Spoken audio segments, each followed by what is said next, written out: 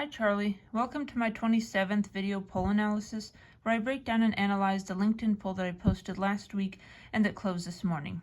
Now I have a quick update about some changes I'm making to this channel.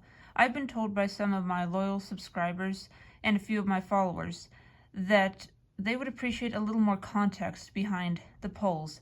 As in, when I say that I posted these polls on LinkedIn, can I show them? Can I actually show the poll that has been posted on LinkedIn, or am I just making up these questions, the results, and the associated statistics out of thin air? And the answer to that question is that yes, I did post these polls on LinkedIn last week. They did close this morning. I'm not making up these results. I'm simply not that creative. So after I go through the poll and analyze the distribution of the results, I will be showing you my screen so you can see that these polls were indeed posted on LinkedIn. So anyway, I hope that helps add a little bit of credibility to my channel, and let's get on to the actual question. Now, I know that I have discussed this topic at length in many other polls, but it is the gift that keeps on giving. Every single question where I mention this topic gets above average engagement, above average views and impressions and votes. So as long as it's still appropriate and timely for me to be discussing this topic and writing questions about it and analyzing statistics about it, I'm going to keep doing it because I want to maximize my voters as much as possible. And that topic is the Super Bowl. And yes, I know that the Super Bowl was last Sunday, February 9th, that we need to be transitioning into basketball season now for March Madness. But at the time, the Super Bowl had not yet happened, which is why I asked a poll question about it. And that poll question was, which team do you want to win the Super Bowl? There were three answer choices: the Kansas City Chiefs, the Philadelphia Eagles, and no preference. Now, this question was posted before the Super Bowl happened, and most of my votes occur in the day or the 2 or 3 days after the poll was posted, so I'm assuming that the overwhelming majority of the people who voted did so before the game actually happened. Now on to analyzing the results. 24% of my 112 voters predicted that the Kansas City Chiefs would win the game. 50% of them predicted that the Philadelphia Eagles would win, and 26% of them, including myself, said they had no preference about who won. Now, this poll distribution ended up being pretty reflective of reality, where the Philadelphia Eagles absolutely smashed the Kansas City Chiefs in Sunday's game from the first quarter onward, to the point where by the time the second, third, and fourth quarters rolled around, it was basically a lost cause. No, the Kansas City Chiefs did not have an inspiring underdog story for that particular game. But anyway, I just wanted to give some statistics about both of these teams, because I know that watching the players on the field tackling each other and scoring touchdowns can be very exhilarating and glorious, but it doesn't necessarily reflect the financial realities of the teams.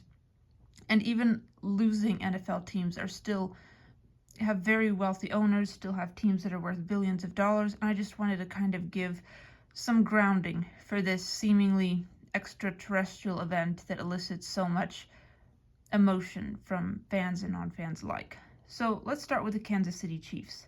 The team itself is worth $4.85 billion. They have won 5 championships. That is, they have won 5 Super Bowl championship games. And in total, all their players are paid a combined salary of $293 million. That basically means that every player is essentially guaranteed a salary of $1 million or more, barring a couple of exceptions. Each fan of the Kansas City Chiefs generates an average of $65 in revenue for the team. In 2024, the Kansas City Chiefs earned a combined revenue of $591 million. And the value of the team itself, as in the team's net worth, if you were going to sell the team to another individual, increased by 13%. So yes, the Kansas City Chiefs did have a rough Sunday championship game, but they are still doing perfectly well financially, so I don't think that we should necessarily be extremely upset about this temporary loss. After all, the Kansas City Chiefs did win 17 of 19 of their NFL games prior to the Super Bowl, so I think they're still a pretty high quality team. Now onto the Philadelphia Eagles, the unexpected underdogs until, the end of the first quarter of that game, when it was very clear that the Kansas City Chiefs were underperforming. The Philadelphia Eagles as a team are worth $6.6 billion. That's a little bit more than the Kansas City Chiefs. Perhaps because it's located in a more populated metropolitan area where they simply have access to more fans, because the Kansas City Chiefs are headquartered in a pretty remote location in the middle of the country. The Philadelphia Eagles have won 4 Super Bowl championships, including the one last Sunday where they beat the Kansas City Chiefs, and their players' salaries total $309 million. Each Philadelphia Eagles fan generates an average of $34 in revenue for the team, and in 2024, the Philadelphia Eagles earned $650 million in revenue overall. Just like the Kansas City Chiefs, the value of the Philadelphia Eagles as a team has increased 14% year over year. So yes, the Philadelphia Eagles did do a pretty good job in the championship game last Sunday, but there are also some financial fundamentals that they are doing exceptionally well in as well.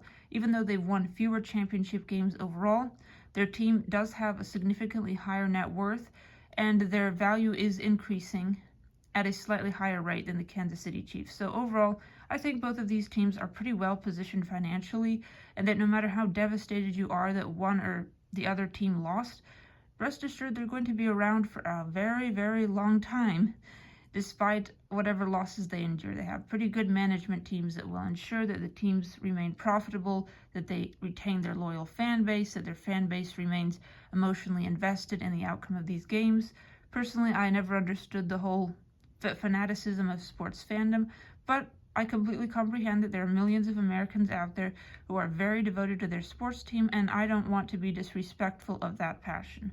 So anyway, Charlie, thank you for listening to my little spiel about the Super Bowl yet again. And as I promised before, I will be showing you the actual poll question as it was posted on LinkedIn, just to prove that I'm not making this up. This is a representation of the people who voted on this poll, and maybe my LinkedIn followers as a whole, but I can never be completely sure of that because not all of my connections vote on my polls. So anyway, here is the actual LinkedIn poll. As you can see, the Philadelphia Eagles were the clear winner in this predictive poll.